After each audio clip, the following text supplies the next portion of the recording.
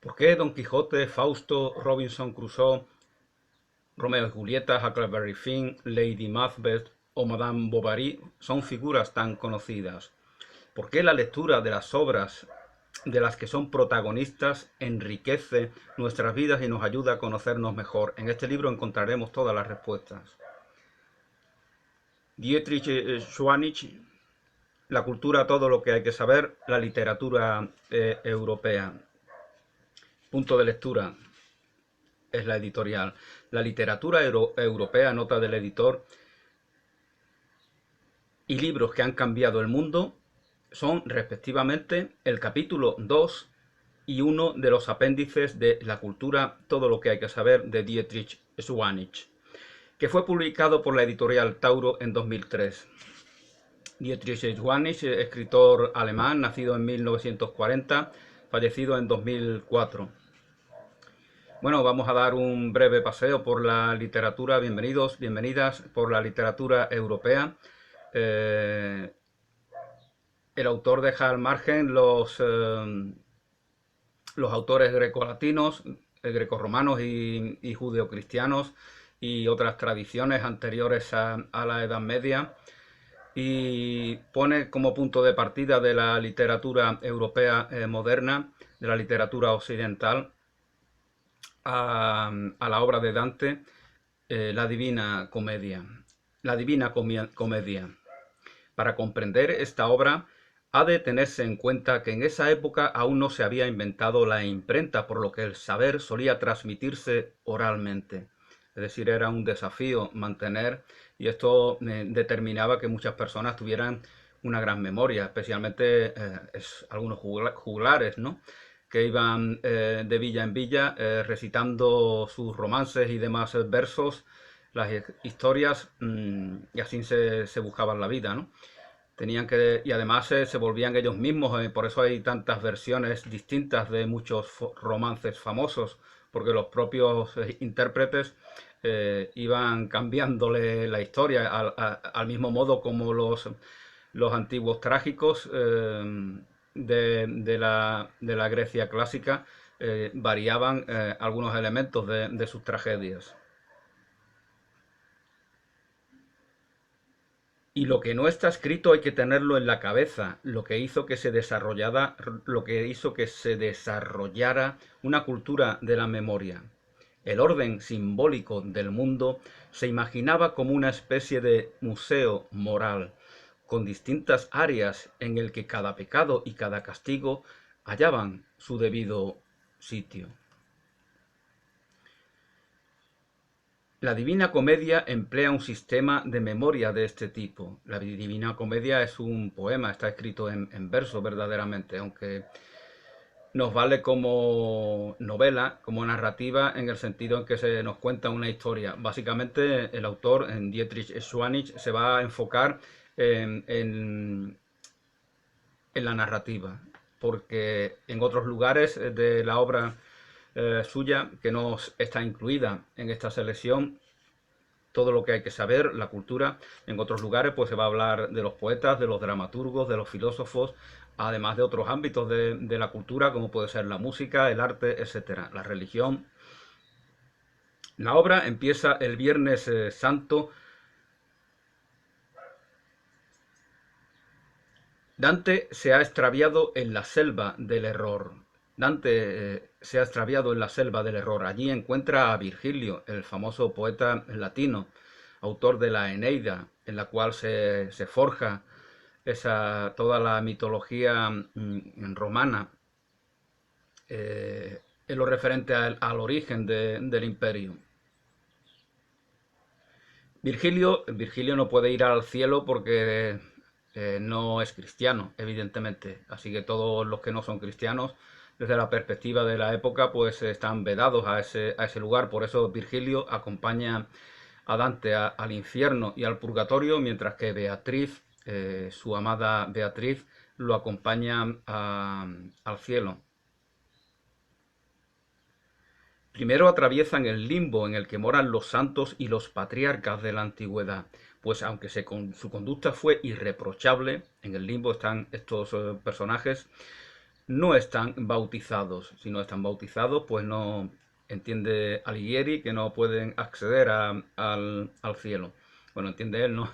Entiende la teología oficial, los dogmas oficiales de la época. Continuando su descenso, encuentran el primer infierno. En él se consumen los que han sucumbido al amor prohibido, que son los que sufren menores castigos. Después están los que han pecado de glotonería, avaricia, ira, cólera. En el sexto infierno, los herejes. En el séptimo, los suicidas, asesinos, blasfemos, pervertidos. En el octavo, como no, los brujos, impostores, traidores, espías. Y en el centro del noveno infierno, Dante ve cómo Lucifer, congelado en un hielo eterno, roe con sus tres cabezas a los traidores Bruto y Casio, asesinos de César, y también a Judas, el traidor de Jesucristo. Para Dante estos son los tres peores personajes de la historia: Judas, Casio y Bruto. Bueno, se llama Divina Comedia porque tiene un final feliz, no porque sea cómica, y divina porque evidentemente se refiere a algo trascendente, a algo religioso, como es el cielo, el purgatorio, el limbo y el infierno. Bueno, esto de final feliz, pues evidentemente Bruto no estará tan de acuerdo con ello.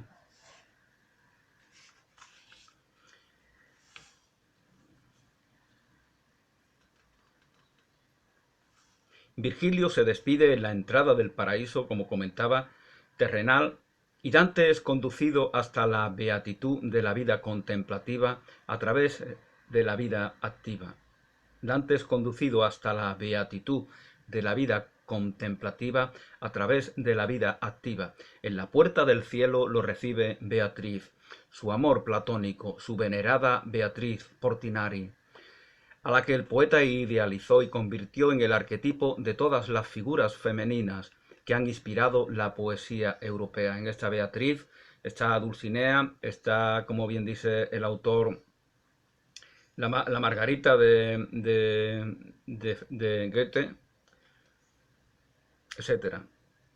La idealización de Goethe, que era un gran admirador de la cultura italiana, del eterno femenino, la idealización que hace del eterno femenino se inserta también en esta tradición. Y es Beatriz la que conduce a Dante al paraíso. Primero escuchan la música celestial, luego ascienden por el cielo las esferas planetarias, donde están representadas las distintas virtudes hasta llegar al noveno cielo, dividido en 9 niveles en correspondencia con la jerarquía celestial. Después se ve un chorro de resplandeciente luz, en cuyo centro se eleva la corte celestial en forma de rosa blanca. En sus pétalos están los padres de la Iglesia sentados, así como los profetas y los ángeles. Decía José Tissot que la Iglesia es la comunión de los santos y los ángeles. Por lo tanto, el centro de la Iglesia está en el mismísimo cielo, no en Roma. Beatriz vuelve a ocupar su asiento cerca de Dios, y a Dante, que se ha purificado durante el viaje, se le permite ver la divinidad. Aquí encontramos ya el esquema del viaje cultural como antecedente de la novela de formación.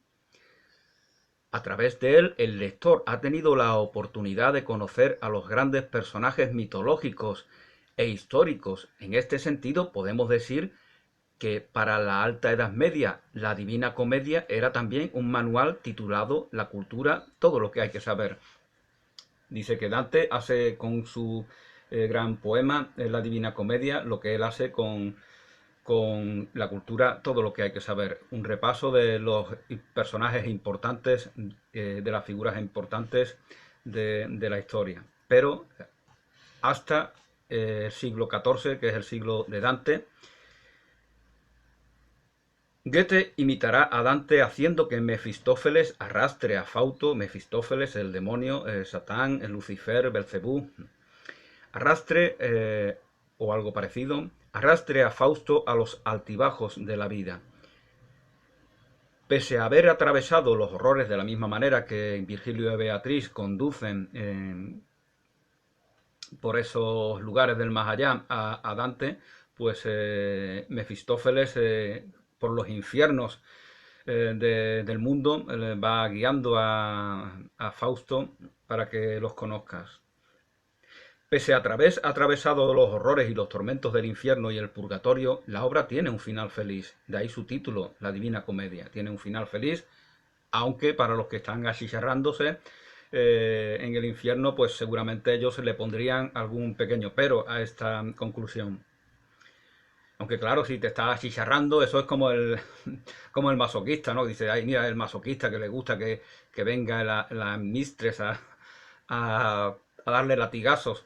Realmente esas personas no están sufriendo, están disfrutando porque ya se convierte en algo gozoso, pues en el infierno será igual, ¿no? Ya será algo maravilloso estar ahí quemándote. Después de tanto tiempo te habituarás, ¿no? Digo yo. Francesco Petrarca nació en Arezzo y se hizo célebre, es la segunda figura también de la cultura italiana. Nos vienen estos precursores, Dante, Petrarca, Boccaccio. Se hizo célebre por sus estudios humanísticos y sobre todo por su poesía amorosa. Es el gran creador o difusor del soneto que tan importante será en Italia, en España, en Inglaterra, en Francia. Los poemas dedicados a Laura anticipan el conflicto que se apoderará de la poesía posterior. El amante quisiera ser escuchado, pero también sabe que, si así fuese, su poesía se resentiría. Los sonetos de Petrarca y sus temas de inspiración servirán de modelo a los europeos durante siglos, y los mismos sonetos de Shakespeare se inspirarán en ellos. Todo el que visita el sur de Francia sabe que Petrarca subió al Mont Ventoux, en el departamento Vaucluse, o como se diga, para cantar a la naturaleza, aunque esto nunca sucediese, como ocurre con todas las grandes figuras, se crea una mitología una mitología legendaria en torno a ello, en el cual pues aparecen por todo tipo de lugares, ¿no? Aquí en España tenemos a un tal Santiago que dicen que estuvo en Galicia, pero no hay una corroboración histórica que garantice tal afirmación. El amigo de Petrarca se llamaba Giovanni Boccaccio. Vivió en Florencia también, esa ciudad tan importante en la cual muchos sufren el síndrome de Florencia, ¿no? Que ante tanta majestuosa belleza de tantos edificios se marean y yo no sé lo que les pasa porque no pueden soportar tantísima majestad. En 1348, el año de la peste, 7 damas y 3 caballeros se refugiaron en una casa de campo huyendo de la enfermedad. Allí pasan el tiempo relatando 10 historias, cada uno de ellos, cada uno de los 10 días que dura su estancia en la casa. Son 100 cuentos, por lo tanto, los cuentos de Boccaccio, de Camerón. Después de la literatura italiana, se produce el despertar de las literaturas española, inglesa y francesa, mientras que la literatura alemana tendrá que seguir dormida hasta el romanticismo. El propio autor alemán reconoce esa carencia que tiene la historia de la literatura alemana hasta que llegan los grandes autores como Goethe, Schiller, Hölderlin, etcétera, del periodo de la Ilustración y del Romanticismo. Bueno, esto acontece porque la religión tiene mucho que ver. Ahí en el siglo XVI, pues Lutero eh, crea esa nueva iglesia que se separa de la católica y todos los alemanes pues están en uno u otro bando, con los católicos o en contra de ellos.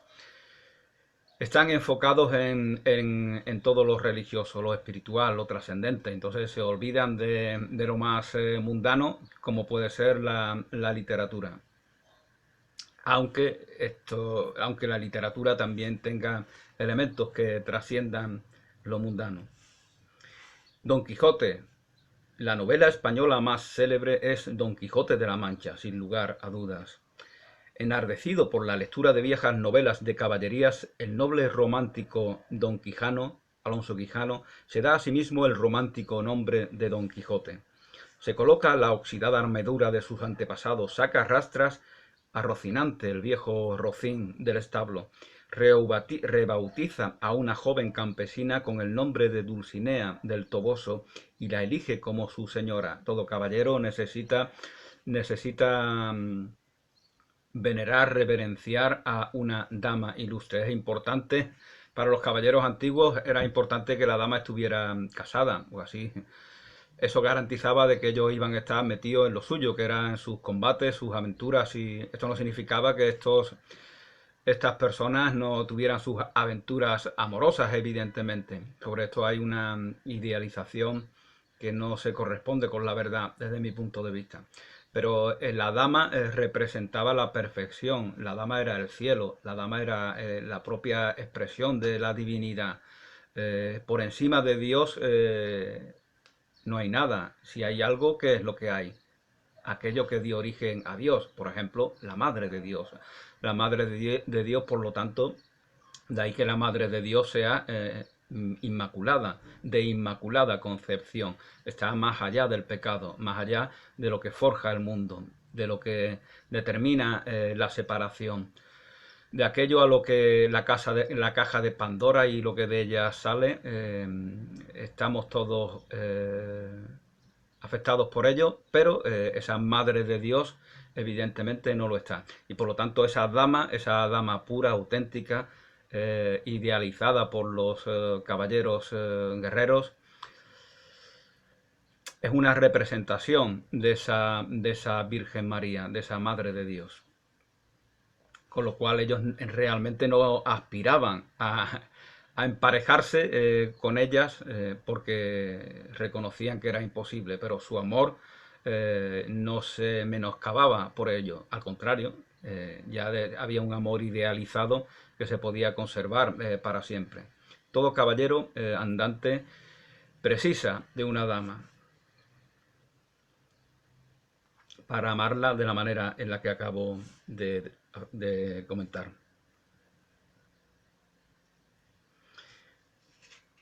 En la taberna que Don Quijote toma por un castillo, el tabernero lo acepta en la orden de los caballeros andantes y le aconseja tomar un escudero, que va a ser, evidentemente, Sancho Panza.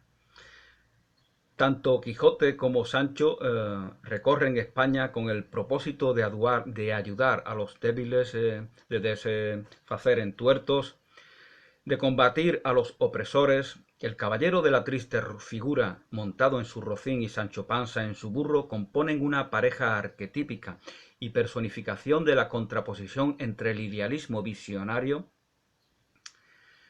de Don Quijote y el realismo socarrón de Sancho Panza. Aquí ya tenemos el realismo en la figura de Sancho Panza y la socarronería, ese cinismo, esa ironía, esa actitud burlona que vamos a ver a lo largo de la literatura posterior. Sancho Panza personifica todo ello, de la misma manera que el idealismo es personificado por Don Quijote. Ese idealismo, esa fe en el futuro nos espera ese gran triunfo, ese maravilloso paraíso donde el amor triunfará, todo eso que es tan importante, en serio, también lo era para Don Quijote, que es una personificación de este tipo de actitudes, con lo bueno y lo malo que pudiéramos ver en ellas. El hecho de que Sancho Panza vea molinos y no gigantes se debe, según Don Quijote, a la ofuscación ideológica a la que el enemigo lo ha sometido. Esto nos puede recordar muchas cosas, ¿no? Cuando nos dicen, cuando nos quieren hacer ver que hemos sido, nos han lavado el cerebro y por eso no vemos la realidad. Este tiempo, esta cultura woke, que algunos etiquetan así, que significa despierto, la cultura de los despiertos, esos despiertos que nos persiguen por todas partes, ¿no? Están, en lugar de disfrutar gozosamente de su maravilloso despertar, pues como son muy altruistas, pues van detrás de nosotros para convencernos de lo dormidos que estamos y que debemos de ver lo que aquí que debemos de ver afuera lo que afuera no podemos ver porque hemos sido adoctrinados.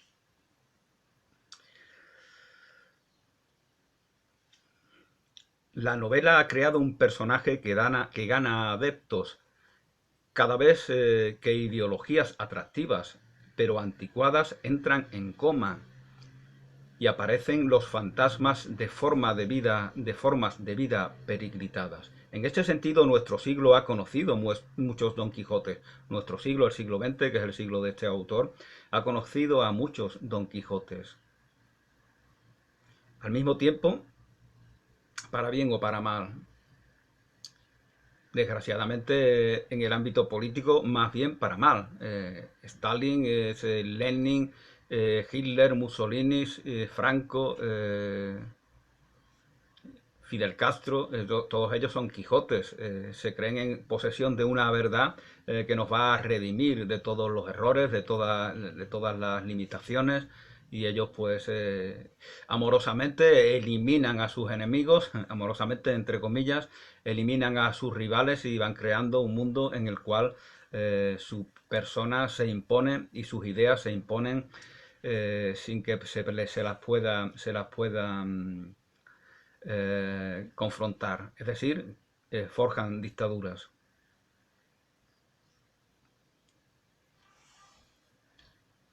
Al mismo tiempo, esta obra es la primera novela importante que presenta, es la primera novela verdaderamente tal como entendemos novela hoy en día. En otros tiempos, novela se le llamaba a cualquier cosa, a un relato breve, a un romance, cualquier cosa podía ser una novela. Ahora ya ni siquiera a un relato, ni siquiera a un cuento que no sea muy extenso, lo consideramos una novela.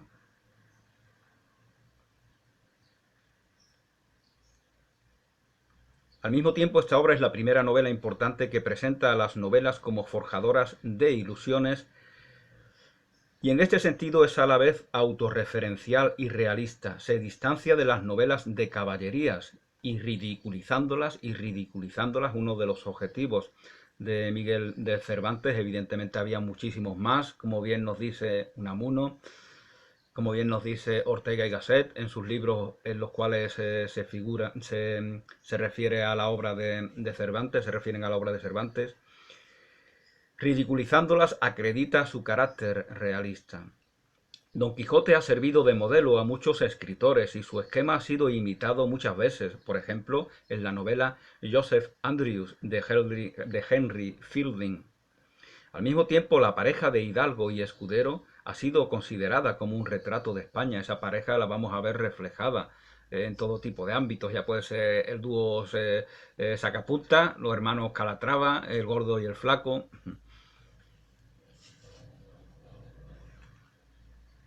O la obra de Conan Doyle de Sherlock Holmes, ¿no? Sherlock Holmes y su acompañante, que no recuerdo, elemental, querido Watson. Su querido Watson, pues es también una recreación de esta pareja de Quijote y Sancho. Luego nos habla de otro texto también español, El burlador de Sevilla y convidado de piedra. Esa es la primera obra en la que aparece Don Juan, que según algunos está basado en un personaje histórico que se llamaba Don Juan de Mañara, que seducía a las pobres damas que le preguntaban ¿cuándo te casarás conmigo? Y él decía, mañana por la mañana. Entonces, Tirso de Molina, que creo que era de Sevilla precisamente, escribe la primera versión, aunque luego en el siglo XIX la de Zorrilla será mucho más famoso. En la de Zorrilla, Don Juan es redimido, liberado por la intercesión de la hermosa por dentro y por fuera doña Inés. Pero no ocurre así, según recuerdo, según creo recordar, en la obra de Tirso de Molina. La literatura española ha dado a Europa otra figura arquetípica, Don Juan, el seductor de las mujeres. Su origen está en el drama El burlador de Sevilla y convidado de piedra de Tirso de Molina. Don Juan, como todo el mundo sabe, carece de escrúpulos. En una de sus aventuras da muerte al padre de su amante y cuando años después vuelve a su ciudad natal encuentra en la iglesia la estatua del muerto. Bromeando, don Juan pellizca la barba de la estatua y la invita a comer. Y efectivamente el muerto le devuelve la invitación, proponiéndole una cena en su cripta. Don Juan, el osado, lo sigue, y la estatua acaba apresándolo con su pétrea mano y llevándoselo al infierno. Esta era la primera versión de la historia de Don Juan, que como comentaba, no es la que Zorrilla hará popular. Ha habido muchas versiones, pero esta historia ha entrado en la memoria colectiva de los europeos principalmente a través de Don Giovanni de Mozart. Una advertencia a todos los seductores sin escrúpulos y un consuelo para todos los maridos engañados y los padres burlados. A veces es cómico, buscar el recurso humorístico. El autor, Dietrich Schwanich. Evidentemente existe una relación entre el atractivo de Don Juan y su blasfema osadía. Así lo entiende el autor. Bueno, esto es discutible. Yo he visto muchos guapos que no se comen una rosca. Y he visto algunos feos que tienen la capacidad conocen la psicología femenina y saben cómo seducir o conquistar incluso sin esforzarse verdaderamente. Ahí tenemos el caso de Kennedy. Kennedy, más que por su guapura, según cuentan algunos que lo conocieron, tenía la capacidad de deslumbrar, seducir, atraer así a muchas mujeres por su manera risueña, feliz, entusiasta de, de vivir, a pesar de los tremendos problemas y graves problemas de salud que siempre tuvo. Dijo uno de sus biógrafos que el secreto más bien guardado de la vida de Kennedy era su salud. A veces necesitaba muletas, no podía apenas moverse. Entonces tú ves a ese hombre que sufre tantísimo, siempre va con su sonrisa, siempre tiene esa mansedumbre, siempre tiene, pues eso despierta esa compasión femenina que sabe explotar el seductor para consumar su cortejo. Y además sin esforzarse mucho porque eso ya opera de por sí, según dicen. Yo no tengo experiencia en ello. William Shakespeare. Ya llegamos a la figura de William Shakespeare, contemporáneo de Cervantes, de hecho murió el mismo día, el 23 de abril de 1616. Inglaterra fue el país que tuvo el privilegio de dar a la humanidad el mayor poeta y el mayor dramaturgo que ha conocido el mundo después de Dios, dice el autor.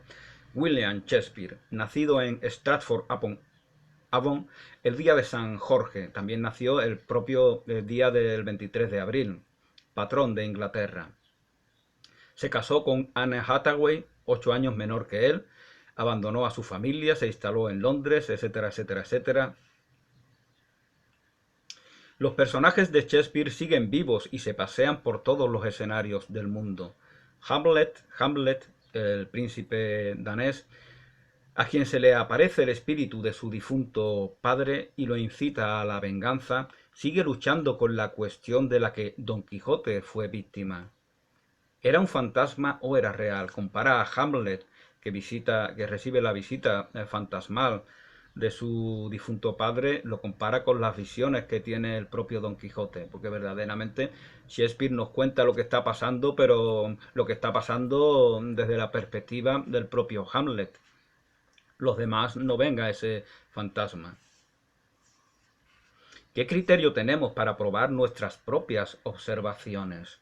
Solo nuestras propias observaciones y en este mismo momento se abre el abismo de la reflexión infinita, el mundo interior, la subjetividad, en este mismo momento.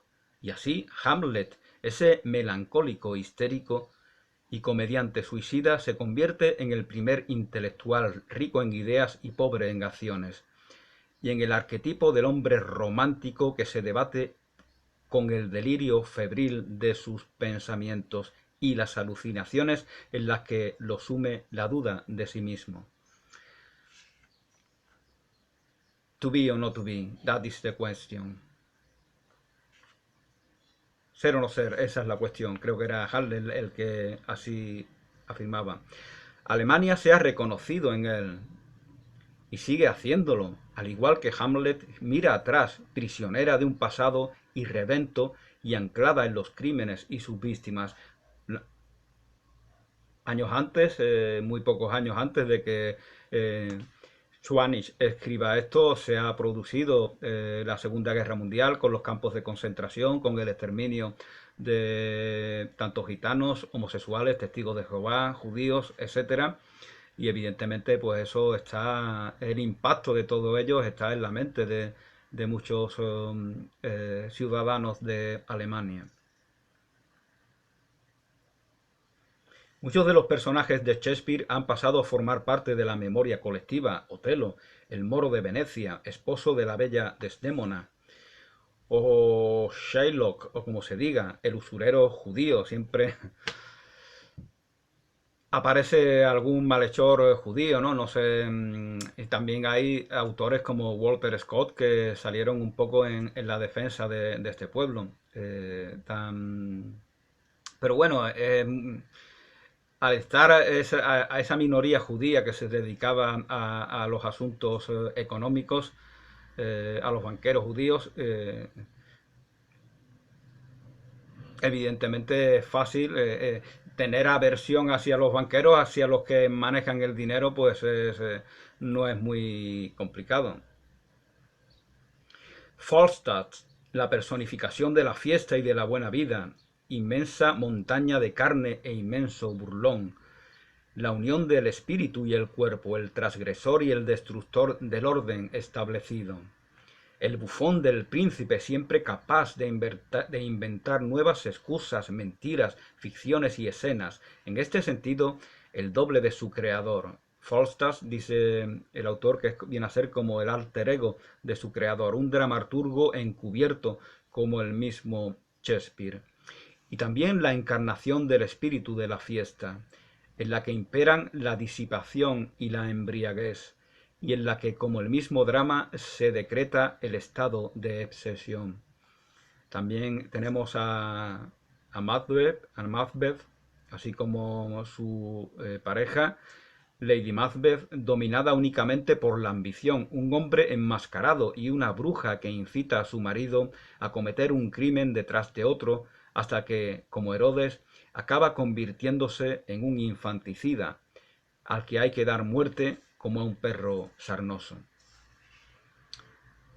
En Romeo y Julieta tenemos también el arquetipo de la pareja que en una sola noche de poesía vive todo el éxtasis de su amor, antes de que éste, de forma sumamente paradójica, se convierta en su contrario y sólo vuelva a encenderse en su última unión, en la muerte. Bueno, también Romeo y Julieta simbolizan la oposición al orden establecido, su amor, el amor de esos dos miembros de familias confrontadas, que perciben tal amor como algo que está por encima de esa misma confrontación, de esas mismas familias, de ese mismo orden.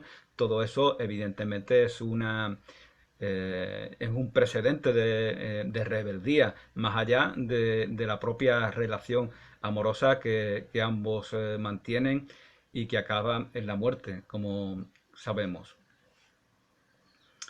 Se hicieron muchas versiones, entre ellos las de West Side Story, la película a la que puso música Leonard Bernstein, y que es una versión de Romeo y Julieta.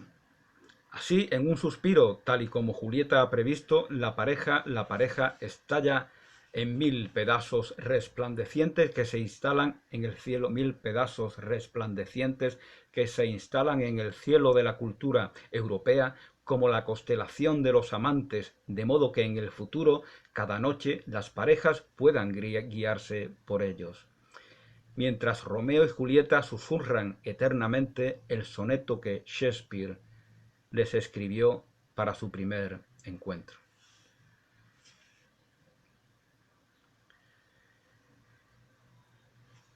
¿Qué abismos separan este mundo mágico del mundo de la política en Julio César, el citado Julio César? Sobre él también escribió una tragedia Shakespeare, o Ricardo III, el rey inglés. Aquí solo hay cálculo, manipulación del adversario, jugadas políticas, estrategias racionales, y aquí reina el espíritu desilusionado de Maquiavelo, que ya no entiende la política desde el punto de vista moral, sino desde el punto de vista técnico. La política se convierte en mera estrategia. Esto es muy actual. Pago a los estrategas del partido opuesto para que trabajen para mí. Esto se hace mucho en Europa. Últimamente se trata, ya no hay escrúpulo alguno, ya se trata de mantener el poder. Se convierten en sectas, los partidos políticos son sectas verdaderamente, que nos sirven a sus países, a sus naciones, a los ciudadanos y ciudadanas de ellos. Se sirven a sí mismos, y como se ven segregados de todo, pues lo normal es que dentro de esos partidos aparezcan líderes, trepas de perfil bajo, pero de muchísima codicia, que son los que van a llegar hasta arriba. Donald Trump o Pedro Sánchez, personajes de escasa cultura, de clase extremadamente vulgar, como cualquier persona objetiva puede concluir, son la personificación de esto que estoy diciendo. Lo maquiavélico verdaderamente ha acabado imponiéndose en la política, en la casta política. ¿Y qué diferencia tan grande entre el tenebroso infierno de Macbeth y el rey Lear y el mundo idílico de Como gustéis, una comedia de Shakespeare, con la ingeniosa Rosalinda, o el despreocupado ambiente festivo de Lo que queráis, otra comedia, con toda esa gente embriagada, esos amantes y esos locos poetas? Resulta increíble que todo esto haya salido de la pluma del mismo poeta. Pero es así. ¿Cuál era el secreto de Shakespeare? Shakespeare es un maestro de la fusión nuclear en el ámbito del lenguaje, liberando energías que irradian sentido puro. He aquí un ejemplo de la comedia medida por medida. El original dice así: But man, proud man, dressed in a little brief authority, most ignorant of what is most sure, his glassy essence, like an angry ape, plays such fantastic tricks before high heaven as makes the angels with our spleens, good all themselves love mortal.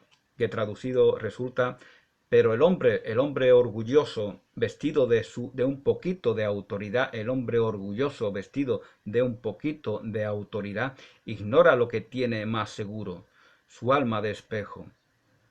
Y como un mono enfurecido, ya aquí hay un precursor también de las teorías de Darwin, como un mono enfurecido, hace unas muecas tan locas ante el alto cielo, que los ángeles lloran cuando nuestras penas les harían morirse de risa.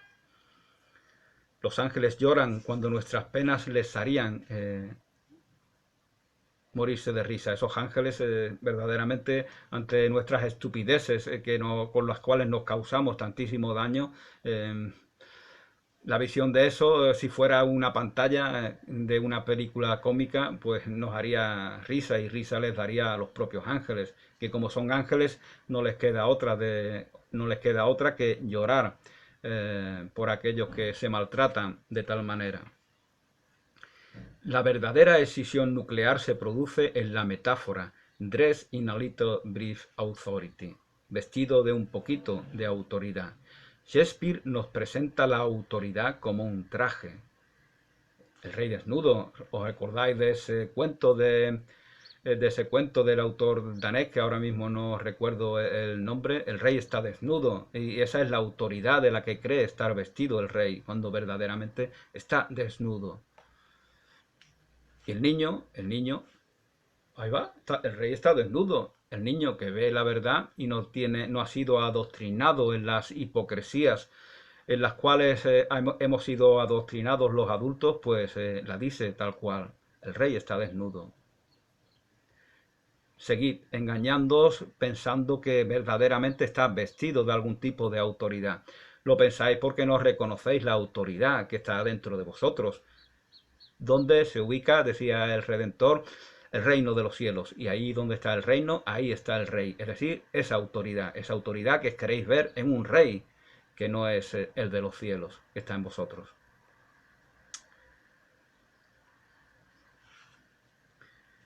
Shakespeare nos representa la autoridad como un traje. Desde el punto de vista semántico, esto produce una reacción en cadena que conduce a la fusión nuclear y transforma el mundo entero en un teatro, el gran teatro del mundo que decía Calderón. El hombre se convierte en un mono enfurecido que hace muecas ante el espejo. Os vaya a enterar, llegaré hasta lo alto. Del mismo modo, el mundo se convierte en un escenario y el cielo y sus esferas de cristal en las gradas desde las que los ángeles presencian las monadas de los hombres, que se parecen tanto más a los monos cuanto más desconocen su propia esencia, cuanto más ignorantes, menos vergüenza tienen, menos pudor, menos reparo en exhibir su vulgaridad, su ignorancia. Esto, desgraciadamente, también es muy actual y también lo vemos en el ámbito de los políticos y de los famosetes. Los famosos ya no son personas ilustres, ya no son Shakespeare, ya no son Goya, ya no son Oscar Wilde, ya no son Séneca, ya no son Dante, Boccaccio, Petrarca, Shakespeare. Ya son cualquier desgraciado, cualquier provocador, cualquier actor porno. Vivimos en una época pornográfica, donde la gente vulgar, mediocre, cínica, reaccionaria, y además son felices de ser así, se convierten en los líderes, en los referentes, en los educadores de los niños y jóvenes, que evidentemente son las víctimas inocentes de este mundo decadente, al cual estamos abocados, de esta decadencia occidental, como bien decía Oswald Spengler, compatriota del autor, Dietrich Schwanich.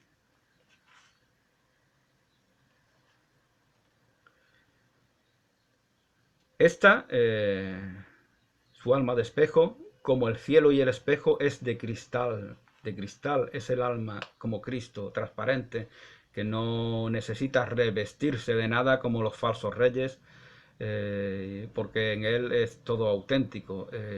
La transparencia del espejo es que al mismo tiempo nos refleja, es un símbolo de lo trascendente, de lo divino, de lo celestial. Así lo entienden los japoneses también. Por eso el espejo, mirarse al espejo, no es algo narcisista, que sería la interpretación más burda, sino que es mirarse al alma, mirarse al espejo, mirarse a los ojos, verdaderamente, para descubrirse, para reconocerse, para encontrar el camino que nos lleva a ese reino de Dios que está en nosotros, a través de nuestra propia mirada reflejada en el espejo. Y el espejo es también nuestro semejante, en el cual reconocemos la obra del Creador. La obra de ese primer poeta que ha conocido el mundo, al cual solo se le ha acercado Shakespeare, según dice el autor. Y hablo efectivamente de Dios. Esta, como el cielo y el espejo, es de cristal, y por lo tanto invisible e inalterable como un espejo, y como un espejo refleja los fenómenos cambiantes. En esto el alma también se parece al teatro. El alma no es el espíritu. El alma, forjamos nuestra alma conforme a ese vórtice espiritual que está en ese castillo interior, al final, al fondo de ese castillo interior, como bien decía Santa Teresa de Jesús en las moradas.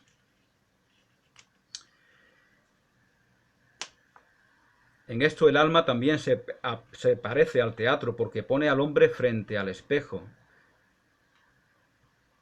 Los actores se tornan invisibles para hacer visibles a los personajes.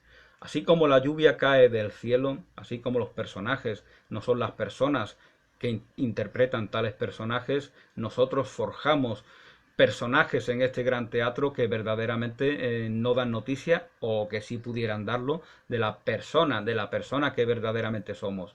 Y para forjar una sociedad democrática, decía María Zambrano en El hombre y lo divino y en otros de sus libros, es indispensable que los seres humanos seamos personas. Ser persona es estar comprometido con su propio desarrollo, con su propia realización y con la propia comunidad.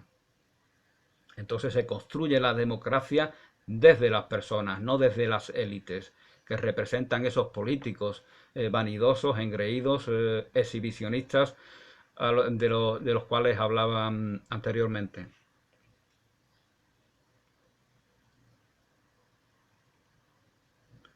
Así como la lluvia cae del cielo, a los ángeles les hace llorar aquello que a nosotros, seres limitados, así como la lluvia cae del cielo, son las lágrimas de los ángeles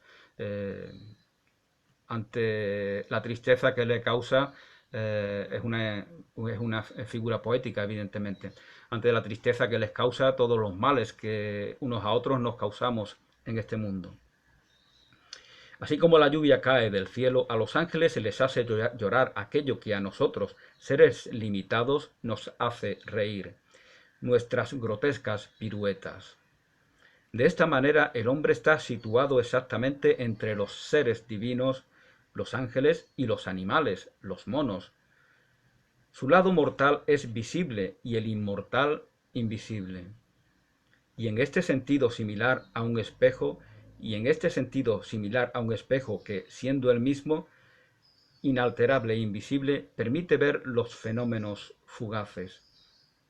En tan solo 6 líneas, las que leí anteriormente, Shakespeare consigue reflejar en el espejo del lenguaje toda la cosmología. Ángeles, monos, hombres, teatro, risa, llanto, cielo, tierra, para mostrarnos la arrogancia a la que conduce la posesión de un cargo. Auténtica magia la que forja este gran poeta llamado Shakespeare. Quien logra comprender esto, pero no ardua y lentamente como ahora, sino siguiendo el ritmo y el tiempo del verso.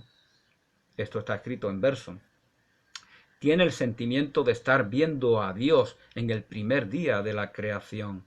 Siente el Big Bang como un orgasmo poético de la creatividad. Siente el Big Bang como un orgasmo poético de la creatividad. Ese Big Bang que hace que el universo se vaya expandiendo a lo largo de todo el infinito, y que para algunos simboliza la verdad del amor. La verdad del amor, que es lo que lo mueve todo realmente. Y es lo único que se expande, porque todo lo demás está en oposición a esa expansión y está gobernado por las leyes de la gravedad y la gracia. Así decía Simone Weil,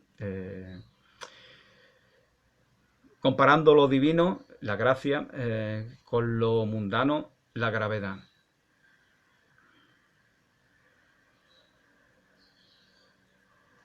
No hay sentimiento mejor en este mundo, no hay sentimiento mejor en este mundo. Cura de la depresión y del mal humor, y uno da gracias por estar vivo. Nos cura de la depresión, este sentimiento nos cura, este sentimiento de sentir el poder de la creación en nosotros y de implementarlo verdaderamente. Nos hace trascender cualquier tipo de depresión tristeza, mal humor, y uno da gracias por estar vivo, y uno siente la gratitud, porque gratitud no es mercadeo.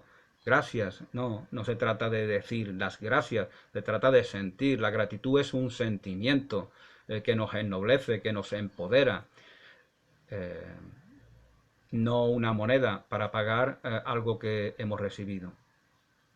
Bueno, pues me hubiera gustado terminar todo esto en un vídeo, pero veis que me he extendido mucho, así que si Dios quiere, en un segundo vídeo seguiré hablando sobre la historia de la literatura europea, desde Dante hasta desde Dante, Boccaccio, Petrarca, hasta autores como, por ejemplo,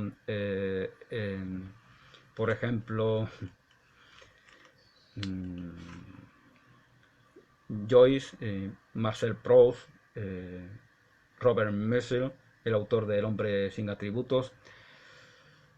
En un próximo vídeo, si Dios quiere, seguiremos hablando de la historia de la literatura europea. Gracias y hasta una nueva oportunidad.